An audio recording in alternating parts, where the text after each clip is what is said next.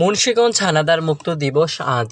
বিস্তারিত দেখুন মুন্সিগঞ্জ প্রতিনিধি আনিসুর রহমান রলিনের পাঠানো তথ্য ও ভিডিওতে।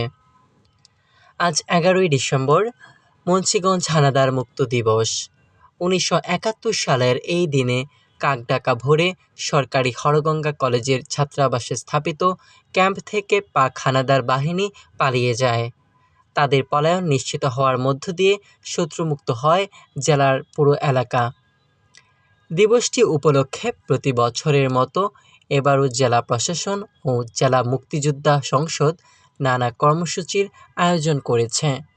সকাল 9টায় শহরের পুরাতন কাচারি এলাকার শহীদ মুক্তিযোদ্ধাদের নাম সম্বলিত স্মৃতিফলকে পুষ্পস্তবক অর্পণ এবং শিল্পকলা একাডেমিতে আলোচনা সভার আয়োজন করা হয়েছে।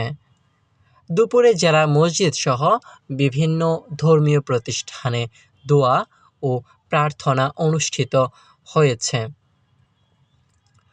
মুক্তিযোদ্ধারা জানান, 1971 সালের 4 ডিসেম্বর সদর উপজেলার পঞ্চসার এলাকায় পাক বাহিনীর 3টি বৃহৎ দলের সঙ্গে মুক্তিবাহিনীর চূড়ান্ত লড়াই হয়। ধলেশ্বরী নদীতে থাকা গানবোট থেকে শেল নিক্ষেপ করেছিল পাকিস্তান সেনারা, তবে মিত্র বাহিনীর বিমান হামলায় তারা পিছু হটতে বাধ্য হয়। এরপর কয়েক দিনের ব্যবধানে পুরো এলাকা মুক্ত হয়। হানাদার মুক্ত দিবসকে ঘিরে জেলা মুক্তিযোদ্ধা সংসদ, জেলা প্রশাসন ও বিভিন্ন সংগঠন দিনব্যাপী নানা কর্মসূচি পালন করছে।